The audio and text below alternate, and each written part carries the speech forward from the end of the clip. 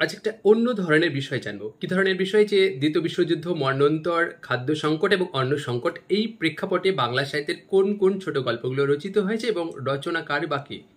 তো আপনাদের এই তথ্যগুলো কাজে আসবে এই কারণে, কারণ আপনাকে ইন্টারভিউ বোর্ডে হয়তো জিজ্ঞেস করতে পারে, বলুন তো কোন গল্পে দ্বিতীয় বিশ্বযুদ্ধ বা মন্বন্তরের প্রেক্ষাপটে ফুটে উঠেছে বা প্রেক্ষাপটে লেখা হয়েছে।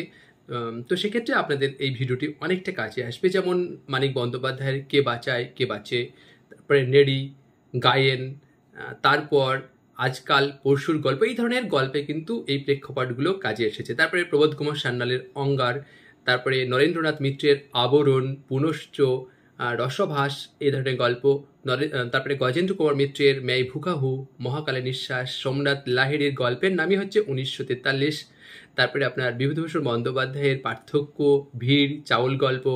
তারপরে বিভূতিভূষণ মুখোপাধ্যায়ের বীরুর প্রশ্ন, তারাশঙ্কর বন্দ্যোপাধ্যায়ের বোবা কান্না, পোষ লক্ষ্মী, ৩-০, ইস্কাপন এই গল্পে, পরিমল গোস্বামীর শেষের হিসাব, ভাঙ্গন, পরিচয়, তারিণী মাস্টার এই গল্পগুলোতে, সরোজ কুমার রায়চৌধুরী ক্ষুধা, তারপরে ছন্নছাড়া আগুন গল্পে, অচিন্ত্য কুমার সেনগুপ্তের কেরোসিন, কালনাগ, হাড়, কাক, বস্ত্র, চিতা এই গল্পে। এই যে প্রেক্ষাপট, তারপরে মনোজ বসুর মন্বন্তর, এই প্রেক্ষাপটে কিন্তু এই গল্পগুলো রচিত হয়েছে। আশা করি আপনাদের এই তথ্যগুলো অনেকটা কাজে আসবে। এই ধরনের আরও তথ্য পেতে আমার ইউটিউব চ্যানেল BNG সাহিত্য স্যার চ্যানেলটি অবশ্যই ফলো করে পাশে থাকুন। ধন্যবাদ।